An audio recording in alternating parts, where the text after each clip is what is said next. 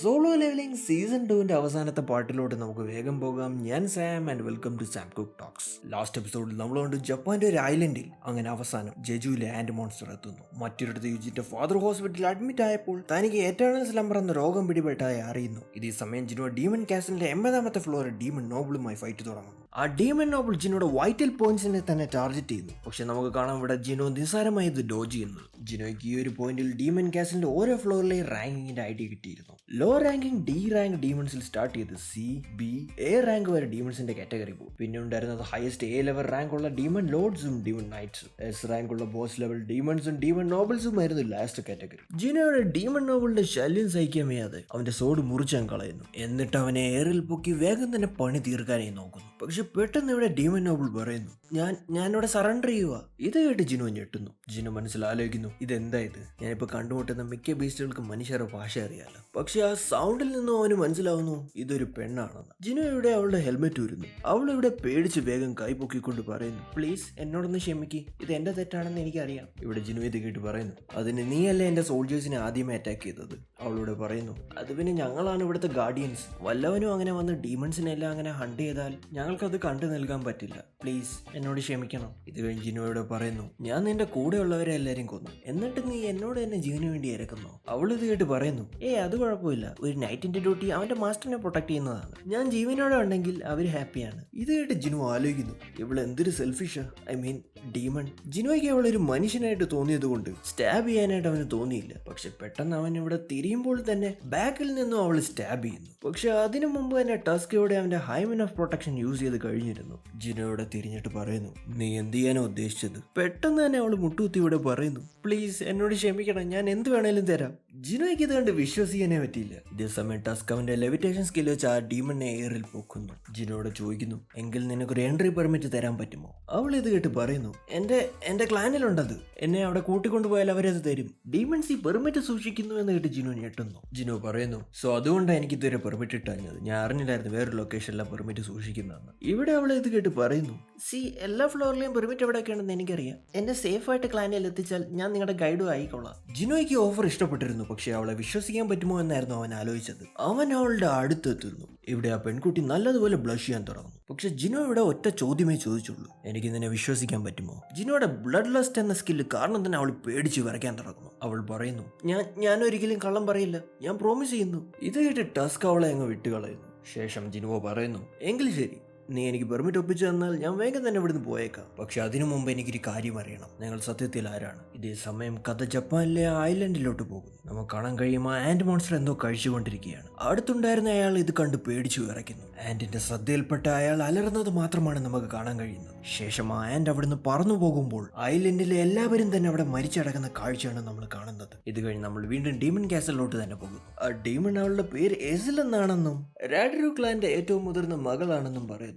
ബാക്കി പറയുന്നതിന് മുമ്പ് തന്നെ ജിനോ പറയുന്നു, മതി, എനിക്കിതെല്ലാം അറിയേണ്ടത്. നിങ്ങളുടെ തലയിൽ മനുഷ്യരെ കൊല്ലണമെന്ന് പറഞ്ഞ് വല്ല വോയിസും കേൾക്കാറുണ്ടോ? ഏസിൽ ഇത് കേട്ട് ഒന്ന് ആലോചിച്ചിട്ട് പറയുന്നു, ഇല്ല, പക്ഷെ ഞങ്ങൾ വോയിസുകൾ കേൾക്കാറുണ്ട്. ആ വോയിസുകൾ ഞങ്ങളോട് ഈ ഏരിയ പ്രൊട്ടക്ട് ചെയ്യാനാണ് പറയുന്നത്. മനുഷ്യരെ കൊല്ലുന്നത് മാത്രമല്ല, ബീസ്റ്റുകൾക്ക് പലതരത്തിലുള്ള റീസൺസ് എക്സിസ്റ്റ് ചെയ്യാൻ വേണ്ടി കൊടുത്തിട്ടുണ്ടെന്ന് ജിനോയ്ക്ക് മനസ്സിലാകുന്നു. ജിനോ ഇത് കഴിഞ്ഞ് ചോദിക്കുന്നു, സോ ഈ വോയിസുകൾ കേൾക്കാൻ തുടങ്ങിയിട്ട് എത്ര നാളായി? ഏസിൽ പറയുന്നു, ഞങ്ങൾ ഇവിടെ ഉണർന്നപ്പോൾ തൊട്ടേ ഇങ്ങനെയാണ്. ജിനോ ഇത് കേട്ട് നല്ലതുപോലെ ഷോക്കാകുന്നു. അവൻ മനസ്സിലാലോചിക്കുന്നു, അപ്പോൾ ഇവർ ഇവിടെ ഉള്ളതല്ല. തീർച്ചയായും ഈ ഒരു ക്ലൂ എനിക്ക് സിസ്റ്റം എങ്ങനെ വർക്ക് ചെയ്യുന്നതെന്ന് മനസ്സിലാക്കി തരും. ജിനോയുടെ എസിലിനോട് ചോദിക്കുന്നു, സോ നീ ഡീമൺ കാസലിൽ എത്തുന്നതിന് മുമ്പ് എവിടെയാണ് ജീവിച്ചിരുന്നത്? എസിൽ ഇത് കേട്ട് പറയുന്നു, ഞങ്ങൾ ഡീമൺ റെലമിലായിരുന്നു ജീവിച്ചിരുന്നത്, പക്ഷെ ഞങ്ങൾ പെട്ടെന്ന് ഒരു ദിവസം ഇവിടെ എത്തിപ്പെട്ടു. ജിനോ ഇത് കഴിഞ്ഞ് ചോദിക്കുന്നു, നിങ്ങൾ ഡീമൺ റെലമിൽ എന്ത് ചെയ്തുകൊണ്ടിരിക്കുകയായിരുന്നു? അവരൊരു യുദ്ധത്തിന് വേണ്ടി പ്രിപ്പയർ ചെയ്യുകയായിരുന്നെന്ന് അവൾ പറയുമ്പോൾ തന്നെ എസിലിന് എന്തോ ഇവിടെ സംഭവിക്കാനായി തുടങ്ങുന്നു. ഇവിടെ ജിനോ വേഗം ചോദിക്കുന്നു, യുദ്ധമോ? എന്ത് തരത്തിലുള്ള യുദ്ധം? എസിൽ ഇവിടെ ഇത് കേട്ട് പറയുന്നു, അവരെല്ലാ ഡീമൺ ആർമികളും കൂടെ ഒത്തുചേർന്ന് ഒരു പവർഫുൾ ആയ എനിമിയെ നേരിടാൻ വേണ്ടി പോവുകയായിരുന്നു എന്ന്. ജിനു ഇതെല്ലാം കേട്ട് നല്ലതുപോലെ ഷോക്കാകും. എസിൽ ഇത് പറഞ്ഞ് കഴിയുമ്പോൾ തന്നെ സിസ്റ്റം വലിയൊരു ഗ്ലിച്ചിന്റെ ക്രാഷിലോട്ട് പോകും. ആവശ്യത്തിലധികം പറഞ്ഞുവെന്നും ഈ കോൺവെർസേഷൻ ഇനിയും മുന്നിലോട്ട് കൊണ്ടുപോകാൻ പറ്റത്തില്ലെന്നും അവൾ വീണ്ടും പറഞ്ഞുകൊണ്ടിരുന്നു. ജിനോയ്ക്ക് കഴിഞ്ഞ പ്രാവശ്യവും ബറൂക്കയുമായി ഇത് തന്നെയായിരുന്നു സംഭവിച്ചത്. അവൻ എപ്പോഴൊക്കെ ഇതുപോലെ ഇങ്ങനെ ചോദ്യങ്ങൾ ചോദിച്ചാലും പെട്ടെന്ന് തന്നെ സിസ്റ്റം അതിനിടയ്ക്ക് വരും. അങ്ങനെ അവളുമായുള്ള സംസാരത്തിൽ എന്തോ ഒരു ക്ലൂ ഉള്ളതായി അവൻ ഉറപ്പാകുന്നു. കൂടാതെ ലെവലപ്പുകൾ, ഡഞ്ചനുകൾ, മിഷനുകൾ, പെനാൽറ്റികൾ എന്ന് പറയണ്ട, ഇതെല്ലാം തന്നെ ഗെയിം പോലൊരു എൻവയോൺമെന്റ്. ഈ മോൺസ്റ്റേഴ്സ് ഈ ഗെയിമിന്റെ ഒരു പാട്ടെന്ന് വേണമെങ്കിൽ പറയാം. ജിനോ ഇത് കഴിഞ്ഞ് എസിലിനോട് ചോദിക്കുന്നു, നിങ്ങൾ നേരിടാൻ ഒരുങ്ങിയ ആ പവർഫുൾ എനിമീസ് ആരാണ്? എസിൽ ഇത് പറയാൻ ഇവിടെ ശ്രമിച്ചെങ്കിലും അവൾ വേഗം തന്നെ ഇവിടെ ബ്ലാക്ക് ഔട്ടായി തല കറങ്ങി വീഴുന്നു. ജിനോയ്ക്ക് സിസ്റ്റത്തിന്റെ ഈ പവർ കൊണ്ട് വിശ്വസിക്കാനേ പറ്റില്ല. ഇങ്ങനെ ഒരു പവറിന് അവനെ മാത്രമല്ല ഈ ലോകത്തെ തന്നെ കൺട്രോൾ ചെയ്യാൻ പറ്റുന്നു. ഡീമൺസ് നേരിട്ട് കൊണ്ടിരുന്ന ആ എനിമിയെ കണ്ടുപിടിച്ചാൽ അവൻ ഇതിനുള്ള ആൻസർ കിട്ടുമോ എന്ന് ആലോചിക്കുന്നു. ഇതേ സമയം കഥ ജപ്പാനിലെ ഒരു ടൗണിലോട്ട് പോകുന്നു. കാണാൻ കഴിയും ഇവിടെ വലിയൊരു ഫൈറ്റ് തന്നെ നടക്കുകയാണ്. ചോര എല്ലായിടത്തും ചെതറുന്നതും ഹണ്ടേഴ്സ് പരക്കം പായുന്നതും നമുക്ക് കാണാം. അവരെ നയിച്ചുകൊണ്ടിരുന്ന സ്ക്വാഡ് ലീഡറിന്റെ തല മുറിഞ്ഞു പോകുന്നത് കണ്ട് ഹണ്ടേഴ്സ് പേടിക്കുന്നു. നമുക്ക് ഈ അടുത്തുണ്ടായിരുന്ന ഹണ്ടറിൽ നിന്ന് മനസ്സിലാക്കാൻ കഴിയും ഇപ്പോൾ വീണ ഹണ്ടർ ഒരു ഹീലർ ആയിരുന്നു എന്ന്. അതുപോലെ ബീസ്റ്റ് ഈ റാങ്ക് ഹണ്ടേഴ്സിനെ മുഴുവനായി തീർത്ത ശേഷം ഹീലേഴ്സിന് നേരെ പോവുകയായിരുന്നു. ഈ ഒരു പോയിന്റിൽ ആ ഹണ്ടറിന് വിശ്വസിക്കാൻ പറ്റുന്നില്ലായിരുന്നു. ഒരു സ്ട്രാറ്റജി പോലെ അവരുടെ എണ്ണം കുറയ്ക്കാനും ബാക്കപ്പ് ആയ ഹീലേഴ്സിനെ ഇല്ലാതാക്കാനുള്ള ഇന്റലിജൻസ് ആ ബീസ്റ്റിനുണ്ടെന്നും. ഇത് മറ്റാരുമല്ല ജജുവിലെ ആൻഡ് തന്നെയായിരുന്നു. നമ്മൾ ഇതുവരെ കണ്ടുകൊണ്ടിരുന്നത് ഒരു കാറിന്റെ ഡാഷ് ക്യാമിൽ നിന്ന് കിട്ടിയ ഫൂട്ടേജ് ആയിരുന്നു. ആ ആൻഡ് മോൺസ്റ്ററിന്റെ ഫൂട്ടേജ് ജിഞ്ചിൽ ഒരു നിമിഷത്തേക്ക് പോസ് ചെയ്യുന്നു. നമുക്ക് മനസ്സിലാകാൻ കഴിയും കൊറിയയിലെ ഹണ്ടർ അസോസിയേഷനിലെ മീറ്റിംഗിൽ അവർ ഈ ഫൂട്ടേജ് വാച്ച് ചെയ്യുകയായിരുന്നു. ജിഞ്ചിലൂടെ പറയുന്നു, ഈ ഒരു മ്യൂട്ടേഷൻ വന്ന ആൻഡ് റീസെന്റ് ജപ്പാന്റെ ഒരു ഐലൻഡിലാണ് ആദ്യം കണ്ടത്. ഈ ഒരു ഫുട്ടേജ് മാത്രമേ നമുക്ക് കിട്ടിയിട്ടുള്ളൂ. Thanks to emergency call attend ചെയ്ത ഹണ്ടേഴ്സ്. അവർ കാരണമാണ് ഈ ആൻഡിനെ സക്സസ്ഫുള്ളി എക്സ്റ്റർമിനേറ്റ് ചെയ്യാൻ പറ്റിയത്. 4 E റാങ്ക്, ഒരു D റാങ്ക് ഹീലർ, പിന്നെ ഒരു C റാങ്ക് ലീഡർ, ഇവരൊക്കെയാണ് മരിച്ചത്. ഫൈറ്റിനിടയ്ക്ക് വെച്ച് ജോയിൻ ചെയ്ത A റാങ്ക് ഹണ്ടർ കാരണമായി ഈ ആൻഡിനെ ഇല്ലാതാക്കാൻ പറ്റിയത്. അസോസിയേഷനിൽ ഈ പ്രസന്റേഷൻ കണ്ടുകൊണ്ടിരുന്ന ഒരു ഒഫീഷ്യൽ പറയുന്നു, താങ്കളപ്പോൾ പറഞ്ഞു വരുന്ന ചുരുക്കത്തിൽ ഒരു A റാങ്ക് ഹണ്ടർ ഉണ്ടെങ്കിലേ ഒരു ആൻഡ് മോൺസ്റ്ററിനെ ഇല്ലാതാക്കാൻ പറ്റത്തുള്ളൂ. ജിഞ്ചിൽ പറയുന്നു, 294 സിവിലിയൻസ് ആണ് മരിച്ചത്. 108 ഹണ്ടേഴ്സിനെ അവർ ടോട്ടലായിട്ട് ഡിസ്പാച്ച് ചെയ്തു. 108 വലിയൊരു സംഖ്യയാണെന്ന് തോന്നുന്നു. പക്ഷേ ഈ ഒരു ബീസ്റ്റിന് ഡേഞ്ചർ സെൻസ് ചെയ്ത് പറന്നു പോകാൻ കഴിവുണ്ട്. അതുകൊണ്ട് തന്നെ ജപ്പാന്റെ ഹണ്ടർ അസോസിയേഷൻ വളരെ അലേർട്ടിലാണ്. ഇത് കേൾക്കുമ്പോൾ തന്നെ ഒഫീഷ്യൽസ് പരസ്പരം സംസാരം തുടങ്ങുന്നു. ജപ്പാനിലെ കൂട്ടുതന്നെ നിരവധി ഐലൻഡുകൾ കൊറിയയിലുമുണ്ട്. ആ മോൺസ്റ്റർ എങ്ങനെയെങ്കിലും കൊറിയയുടെ മെയിൻ ലൈനിൽ എത്തിയാൽ വലിയൊരു പ്രശ്നം തന്നെ രാജ്യം ഫേസ് ചെയ്യും. ഇതെല്ലാം കേട്ട ശേഷം ചെയർമാൻ ഗോ പറയുന്നു,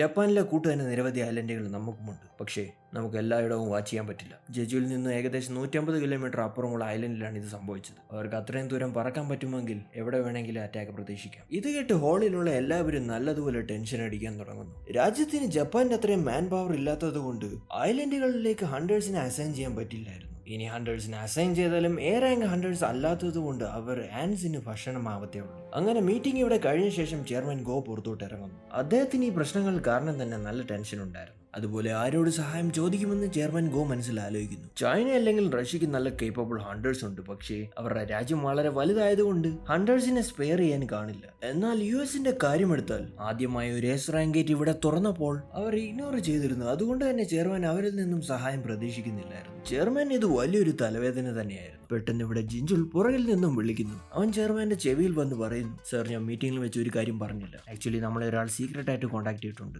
ചെയർമാൻ ഇത് കേട്ട് ഞെട്ടുന്നു. ചെയർമാൻ ഇത് ആരാണെന്ന് ചോദിക്കുമ്പോൾ ജിഞ്ചുൾ ഇത് മറ്റാരുമല്ല സ്കാർവഞ്ചർ ഗിൽഡിന്റെ വൈൻ ഡോങ്സുങ് ആണെന്ന് പറയുന്നു. വൈൻ ഡോങ്സുങ് അതുപോലെ ജെജു ഐലൻഡ് റെയ്ഡിലും പങ്കെടുക്കാൻ വേണ്ടി നോട്ടിഫൈ ചെയ്തതായി ജിഞ്ചുൾ പറയുന്നു. ഇത് കേട്ട് ചെയർമാൻ നല്ലതുപോലെ ഷോക്ക് ആകുന്നു. ഇവിടെ ചെയർമാനും ജിഞ്ചുളിനും ക്ലിയർ ആയി അറിയാവുന്ന ഡോങ്സുങ് ജിനോയ്ക്ക് വേണ്ടിയാണ് വരുന്നതെന്ന്. അതുകൊണ്ട് തന്നെ ജിഞ്ചുൾ ബൈക്ക് യുനോയുമായി ഉണ്ടായ പ്രശ്നം പറഞ്ഞ് ഡോങ്സുങ്ങിന്റെ എൻട്രി റിജക്ട് ചെയ്യാൻ റിക്വസ്റ്റ് കൊടുത്ത ചെയർമാനോട് പറയുന്നു. ശേഷം ജിഞ്ചുൾ പറയുന്നു, സർ മിസ്റ്റർ വാങ് മാത്രമല്ല US-ന്റെ ഒരു നാഷണൽ ലെവൽ ഹണ്ടർ കൂടി നമ്മളെ കോൺടാക്ട് ചെയ്തിട്ടുണ്ട്. സർ എന്റെ കൂടെ വന്നാൽ ഞാൻ ഇപ്പൊ തന്നെ അദ്ദേഹത്തെ പരിചയപ്പെടുത്താം. ഇതേ സമയം കഥ ഡീമൺ കാസലിലോട്ട് പോകുന്നു. ഇവിടെ എസലിന് അവസാനം ബോധം വീഴുന്നതായി നമുക്ക് കാണാം. അവൾ അങ്ങനെ ഉണരുമ്പോൾ ഡീമൺസിന്റെ വലിയൊരു കൂമ്പാരം കണ്ട് ഞെട്ടുന്നു. ജിനു അവളെ കണ്ട് പറയുന്നു, നിനക്ക് ബോധം വന്നോ? ഞാൻ കണ്ടത് അവരത്രയ്ക്ക് ഫ്രണ്ട്ലി അല്ല നിന്നോട്. നിന്നെ അവർ അറ്റാക്ക് ചെയ്യാൻ ശ്രമിക്കുകയായിരുന്നു. എസൽ ഇത് കേട്ട് പറയുന്നു, താങ്കൾ എന്നെ രക്ഷിച്ചതിൽ എനിക്ക് വളരെ നന്ദിയുണ്ട്. ആക്ച്വലി ലോ റാങ്ക് ഡീമൺസിന് അത്രയ്ക്ക് ഇന്റലിജൻസ് ഇല്ലാത്തതുകൊണ്ട് മുന്നിലുള്ള ഡീമൺസ് ആണോ വേറെന്തെങ്കിലും ആണോ എന്ന് അവർക്ക് തിരിച്ചറിയാനുള്ള അറിവില്ല. ജിനോയുടെ സ്കിപ്പ് ചെയ്ത് നേരെ പോയിന്റിലെത്തുന്നു. നീ ഇത് പറ, എത്ര നേരം എടുക്കും പെർമിറ്റ് ഉള്ള സ്ഥലത്തെത്താൻ?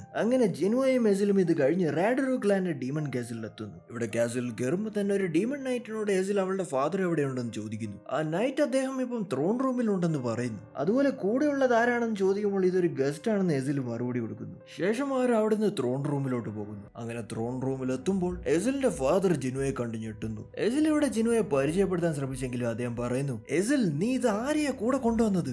ജിനു ഒരു ഗസ്റ്റ് ആണെന്ന് അവൾ പറയുന്നു. ഇത് കേട്ട് എസിലിന്റെ ഫാദർ പറയുന്നു, അതിന് ഏത് ഗസ്റ്റാ കൂടെ ഒരു വലിയ ആർമിയും കൂടെ കൊണ്ടുവരുന്നത്? നിനക്കിതൊന്നും കാണാൻ പറ്റുന്നില്ല എസിൽ. പെട്ടെന്ന് തന്നെ ഡീമൺ നൈറ്റ്സ് മുഴുവൻ ജിനുവയെ വളയുന്നു. ഇവിടെ ജിനുവ പറയുന്നു, ഞാൻ എസിലിന് ഒരു വാക്ക് കൊടുത്തായിരുന്നു, എനിക്ക് എൻട്രി പെർമിറ്റ് കിട്ടിയാൽ ഞാൻ പോകും. എസിലിന്റെ ഫാദറിന് നല്ല പേടിയുണ്ടായിരുന്നു, കാരണം അദ്ദേഹത്തിന് അറിയായിരുന്നു കുറച്ച് ദിവസങ്ങളായി ഡീമൺ കാസിലിന്റെ ഫ്ലോറുകൾ ആരോ വേഗം തീർക്കുന്നതായിട്ടും അതുപോലെ വൾക്കനെയും മെറ്റസിനെയും തന്നെ വേഗം പരാജയപ്പെടുത്തിയതായിട്ടും. ഡേമൺ നോബിൾസിൽ ഏറ്റവും ലാസ്റ്റ് ആയിരുന്നു റാഡ്രൂ ക്ലാൻ. അതുകൊണ്ട് തന്നെ ജിനുവയുമായി ജയിക്കുന്ന കാര്യം അദ്ദേഹത്തിന് നടക്കില്ലെന്ന് അറിയായിരുന്നു. ഇത് കഴിഞ്ഞ് എസിലിന്റെ ഫാദർ ചോദിക്കുന്നു, താങ്കൾക്ക് അപ്പോൾ പെർമിറ്റ് മാത്രം മതിയോ? പക്ഷെ പെട്ടെന്ന് ഇവിടെ ജിനുവോ എസിലിന്റെ തോളിൽ കൈവച്ച് പറയുന്നു, എനിക്ക് ഒരു റിക്വസ്റ്റും കൂടെ ഉണ്ട്, എനിക്ക് അവളെ കുറച്ച് നാളത്തേക്ക് വേണം. എസിൽ ഇതായിട്ട് നല്ലതുപോലെ ബ്ലഷ് ചെയ്യുന്നു. പക്ഷേ ജിനുവയ്ക്ക് വേഗം പെർമിറ്റുകൾ കണ്ടുപിടിക്കാൻ എസിലിന്റെ സഹായം വേണ്ടിയിരുന്നു. ഇതൊന്നും അറിയാത്ത എസിലിന്റെ ഫാദറിന് ഇത് കേട്ട് നല്ലതുപോലെ ദേഷ്യം വരുന്നു. സിറ്റുവേഷൻ മനസ്സിലായ ജിനുവോ ഇവിടെ വേഗം തന്നെ എസിൽ നിന്നും കൈയെടുക്കുന്നു. അങ്ങനെ ഇതെല്ലാം കഴിഞ്ഞ് അവർ മൂന്നുപേരും ഒരുമിച്ചിരുന്ന് ഡിന്നർ കഴിക്കുന്നതായി നമുക്ക് കാണാം. ജിനു എസിലിന്റെ ഫാദറിനോട് കാര്യങ്ങളെല്ലാം പറയുന്നു. എസിലിന്റെ ഫാദർ ഇത് കേട്ട് പറയുന്നു, അപ്പോൾ താങ്കൾക്ക് വേണ്ടത് ഒരു പെർമിറ്റും ഒരു ഗൈഡുമാണല്ലേ? അദ്ദേഹം ആലോചിക്കുന്നു, ഒരു മനുഷ്യനുമായിട്ട് നെഗോഷിയേറ്റ് ചെയ്യുന്നത് എന്റെ അഭിമാനത്തിന് ചേർന്നല്ല. പക്ഷേ ഈ വലിയ ഡാർക്ക് ആർമിയുടെ യജമാനി മനുഷ്യനായതുകൊണ്ട്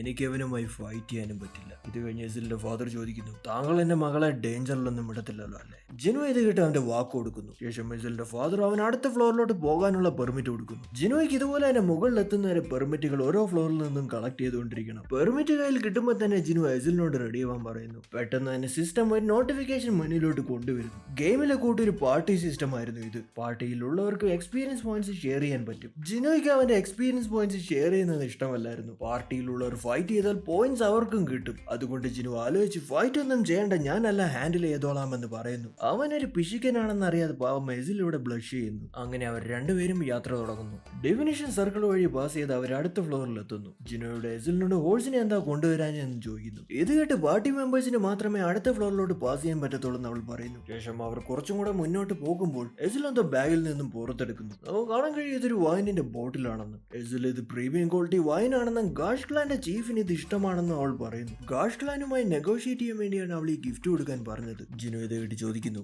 നിങ്ങൾ ഗാഷ് ക്ലാനുമായി നല്ല ബന്ധത്തിലാണോ? എസിൽ ഇത് കേട്ട് അങ്ങനെ അല്ലെന്നും ഡീമൺ നോബിൾസുമായി ചെറിയ ചെറിയ പ്രശ്നങ്ങൾ ഉണ്ടെങ്കിലും ഗാഷ് ക്ലാൻ ആണ് ഏറ്റവും റീസണബിൾ എന്ന് അവൾ പറയുന്നു. ജിനോ ഇതെല്ലാം കേട്ട് അവളോട് ഇവിടെ തന്നെ വെയിറ്റ് ചെയ്യാൻ പറയുന്നു. ഷാഡോസുമായി അവൻ അങ്ങനെ ഗാഷ് ക്ലാന് നേരെ പോകുന്നു. ഇതേ സമയം നമ്മൾ കൊറിയൻ ഹണ്ടർ അസോസിയേഷനിലോട്ട് പോകുന്നു. നമുക്ക് കാണാൻ കഴിയുമ്പോൾ നാഷണൽ ലെവൽ ഹണ്ടറും ചെയർമാനും തമ്മിലുള്ള മീറ്റിംഗ് സ്റ്റാർട്ട് ചെയ്തതായിട്ട്. ആ ഹണ്ടർ ഇവിടെ ഇംഗ്ലീഷിൽ പറയുന്നു, താങ്കൾ ഇംഗ്ലീഷിൽ ഫ്ലുവന്റ് ആണ്, പക്ഷേ എനിക്ക് തോന്നുന്നു ഞാൻ പറഞ്ഞത് എന്താണെന്ന് താങ്കൾക്ക് മനസ്സിലാവുന്നില്ലെന്ന്. സീരിയസ്ലി സങ് ജിനു എവിടെ ഉണ്ടെന്ന് നിങ്ങൾക്ക് അറിയില്ലേ? ജിൻജുൽ ഇത് കേട്ട് പറയുന്നു, മിസ്റ്റർ സങ്ങിനെ പോലെ ഒരു വ്യക്തിയെ ട്രാക്ക് ചെയ്യുന്നത് പാടാണ്, ഞങ്ങളുടെ സർവൈലൻസ് ടീം എന്നെ നല്ല പാടുപെടുകയാണ്. ആ ഹണ്ടർ പറയുന്നു, അല്ല നിങ്ങൾ ഇനി സത്യം പറയുവാണോ എന്ന് മാർഗറിയാൻ. ജിൻജുൽ ഇത് കേട്ട് പറയുന്നു, ഞങ്ങൾ സൗത്ത് കൊറിയൻ ഹണ്ടർ അസോസിയേഷന് ഒരു നാഷണൽ ലെവൽ ഹണ്ടറിനോട് ഇങ്ങനെ ഒരു കള്ളം പറയേണ്ട കാര്യമില്ല. ആ ഒരു ഹണ്ടർ ഇവിടെ പറയുന്നു, ഓ ഐ സി.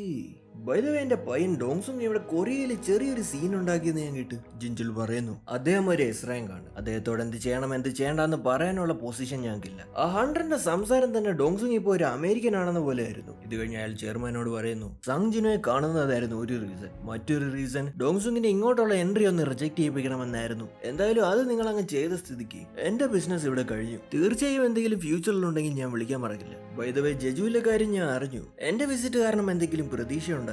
സി എനിക്ക് ഹെൽപ്പ് ചെയ്യണമെന്നുണ്ട്, പക്ഷെ എന്ത് ചെയ്യാൻ, ഞാൻ കുറച്ച് ബിസിയാണ്. പക്ഷെ കൊറിയക്ക് എന്നെ പോലെ ഒരാളെ ഹയർ ചെയ്യാൻ ഫണ്ട് ഉണ്ടെങ്കിൽ തീർച്ചയായും അത് വേറൊരു സ്റ്റോറി. അപ്പൊ ശരി, എനിക്കൊരു ഫ്ലൈറ്റ് ഉണ്ട് ഇപ്പോ, നമ്മൾ സംസാരിച്ചത് ഒരു സീക്രട്ട് ആണെന്ന് മറക്കണ്ട. ജിൻജുൽ അതേ സമയം അദ്ദേഹത്തിന് എസ്കോർട്ട് ചെയ്യാൻ വേണ്ടി ഒരു ഏജന്റിനെ ഏർപ്പാടാക്കുന്നു. ആ നാഷണൽ ലെവൽ ഹണ്ടർ പോയ ശേഷം ചെയർമാൻ ഇവിടെ പറയുന്നു, മിസ്റ്റർ വു, ഞാൻ അയാളെ സഹായത്തിന് പ്രതീക്ഷിച്ച് മണ്ടത്തരമായി പോയോ? ജിൻജുലോട് പറയുന്നു, സർ പേടിക്കാതെ, ജപ്പാൻ നമ്മുടെ കൂടെ ഫൈറ്റ് ചെയ്യുമെന്ന് പറഞ്ഞിട്ടുണ്ട്, അവരുടെ ഏറ്റവും വലിയ ഗിൽഡ് എന്നും നമ്മളെ വിസിറ്റ് ചെയ്യുമെന്നാണ് പറഞ്ഞിട്ടുള്ളത്. ഇതേ സമയം കഥ ഡീമൺ കാസിലോട്ട് പോകുന്നു. കാണാൻ കഴിയും പല പല നോബിൾസും നൈറ്റ്സും എല്ലാം വീണ് കിടക്കുന്നതായിട്ട്. നോബിൾസിനെയും നൈറ്റ്സിനെയും മാത്രം ഡിഫീറ്റ് ചെയ്യുന്നതുകൊണ്ട് ജിനോയ്ക്ക് നല്ല എക്സ്പീരിയൻസ് പോയിന്റ്സും കിട്ടുന്നുണ്ടായിരുന്നു. ജിനോ അങ്ങനെ ലെവൽ 87 ആയതായിട്ട് നമുക്ക് കാണാൻ കഴിയുന്നു. ഇതേ സമയം ഇഗ്രിസിന്റെയും ടാങ്കിന്റെയും ലെവൽ മാക്സ് ആയതുകൊണ്ട് നെക്സ്റ്റ് ലെവലിലോട്ട് അവർക്ക് ഇവോൾവ് ആവാൻ പറ്റുമെന്ന് സിസ്റ്റം കാണിക്കുന്നു. ജിനോ ഈ ഒരു പ്രോംപ്റ്റ് അക്സെപ്റ്റ് ചെയ്യുന്നു. അതോടെ ഇഗ്രിസും ടാങ്കും അങ്ങനെ ട്രാൻസ്ഫോം ആകുന്നു. ഇഗ്രിസ് ഇവിടെ നൈറ്റിൽ നിന്നും എലൈറ്റ് നൈറ്റും അതുപോലെ ടാങ്ക് എലൈറ്റിൽ നിന്ന് നൈറ്റും ആകുന്നു. ജിനോയ്ക്ക് മനസ്സിലാവുന്നു ഇഗ്രിസ് ഇപ്പോൾ ഒരു എസ് റാങ്കിന് തുല്യമാണ് റാങ്കുമാണെന്നും അതുപോലെ ടാങ്ക് ടോപ്പ് ടയർ എ റാങ്കുമാണെന്ന് ഇവരുടെ ട്രാൻസ്ഫോർമേഷനിൽ പേര് മാറ്റാനുള്ള ഓപ്ഷൻ സിസ്റ്റം കാണിക്കുന്നെങ്കിലും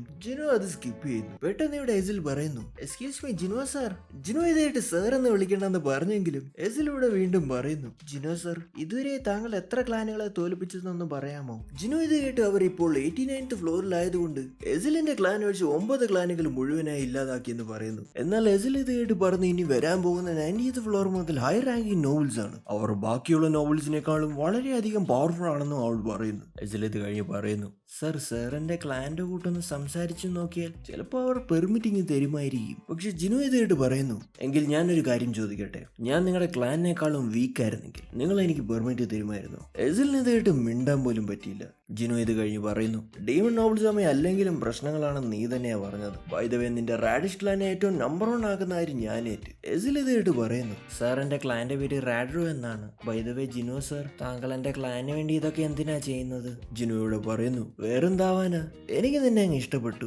ഇത് കേട്ട് എസിൽ ഇവിടെ നല്ലതുപോലെ ഞെട്ടുന്നു. പക്ഷെ അവൾ കൂടെ ഉള്ളപ്പോൾ യൂജിന്റെ കൂട്ട് തന്നെ തോന്നുന്നതെന്ന് അവൻ മനസ്സിലാലോചിക്കുന്നു. അങ്ങനെ അവർ രണ്ടുപേരും 90th ഫ്ലോറിലോട്ട് പോകുന്നു. എസിൽ വാൺ ചെയ്തതുപോലെ ഇവിടുത്തെ ഗേറ്റ് കീപ്പേഴ്സ് തന്നെ നല്ല ഹൈ റാങ്ക് ആയിരുന്നു. ജിനോയുടെ ഷാഡോസിനെ അവർ ഇല്ലാതാക്കിക്കൊണ്ടിരുന്നത് കൊണ്ട് അവന്റെ മാനം നല്ലതുപോലെ തീരുന്നുണ്ടായിരുന്നു. ഇന്റലിജൻസ് സ്റ്റാറ്റ്സിന്റെ സഹായത്തോടെ അവൻ രക്ഷപ്പെട്ടുകൊണ്ടിരുന്നു. അങ്ങനെ ഫ്ലോർ ലെവൽ 97ഉം അവന്റെ ലെവൽ 90ഉം ആയതായി നമുക്ക് കാണാം. ഇതേ സമയം എസിലിന് ജിനോ 5ാമത്തെ പവർഫുൾ ക്ലാനായ റിക്കാർഡോ ക്ലാനെ ഇല്ലാതാക്കിയത് വിശ്വസിക്കാൻ പറ്റിയില്ല. മനുഷ്യരെല്ലാം ഇതുപോലെ തന്നെ സ്ട്രോങ് ആണോ എന്ന് അവൾ ജിനോയോട് ചോദിക്കുന്നു. 2-3 പേര് കാണുമെന്ന് അവൻ മറുപടിയും കൊടുക്കുന്നു. ഇത് പറഞ്ഞപ്പോഴാണ് ബാക്കിയുള്ള എസ് റാങ്കുകളിൽ നിന്നും ചാഹയും ഗോവിനിയും വേറൊരു ലെവൽ തന്നെയാണെന്ന് അവന് ഓർമ്മ വന്നത്. പക്ഷെ ഇപ്പോഴത്തെ ഒരു സാഹചര്യത്തിൽ മിസ്റ്റർ ഗോയയും അവൻ സർപ്പാസ് ചെയ്തതായി മനസ്സിലാലോചിക്കുന്നു. ജിനോ ഒരു നിമിഷം ഇവിടെ ആലോചിച്ചിട്ട് എസിലിനോട് താഴോട്ട് പോയിക്കോളാൻ പറയുന്നു. പക്ഷെ എസിൽ ഇവിടെ അവളുടെ ആവശ്യം ഇനി ഇല്ലയോ എന്ന് ചോദിക്കുന്നു. ഡിപ്രസ്ഡ് ആയ എസിലിനെ ഇവിടെ അവൻ അങ്ങനെ ആശ്വസിപ്പിച്ചിട്ട് പോകുമ്പോൾ തന്നെ പെട്ടെന്ന് എസിലും അവന്റെ കൂടെ തന്നെ വരുന്നെന്ന് പറയുന്നു. എസിലിന് ഈ ഒരു പോയിന്റിൽ ജിനോ എന്തുവരെ അച്ചീവ് ചെയ്യുന്നതെന്ന് കണ്ണുകൊണ്ട് തന്നെ കാണണമായിരുന്നു. അങ്ങനെ ഇനിയും സമയം കളയാതെ അവർ രണ്ടുപേരും മുകളിലോട്ടുള്ള യാത്ര തുടങ്ങുന്നു.